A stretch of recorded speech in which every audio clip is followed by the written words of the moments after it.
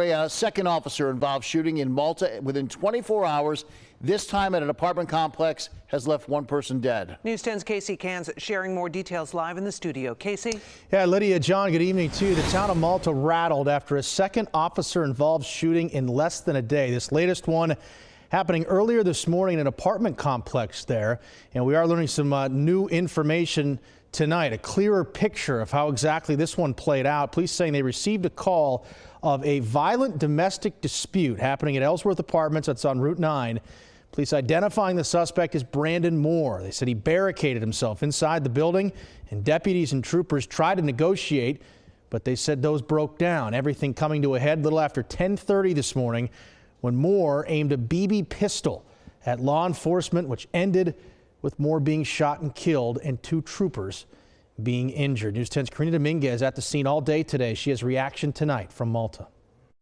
New York State police say 37-year-old Brandon Moore barricaded himself inside of a unit here at Ellsworth Apartments. They say it started as a domestic dispute. Residents who were at home at the time evacuated the building. One resident, Larry Abbiati, who did not want to speak on camera, says he was at home when everything happened and caught it on camera. He says he noticed police sprinkled throughout the property. He heard an explosion followed by gunshots, and he says that's when he knew it was time to leave the building. At a press conference Thursday evening, New York State Police Major Christopher Gilroy says police tried making contact with Moore as he was barricaded. While law enforcement personnel were attempting negotiations, Mr. Moore exited the apartment with what appeared to be a handgun. Law enforcement members instructed Mr. Moore to drop the firearm. Mr. Moore refused to follow the multiple commands and aimed the weapon at state police members and deputies. At that time, the troopers and deputies fired their department-issued firearms, fatally striking him. Two troopers sustained minor injuries during the incident.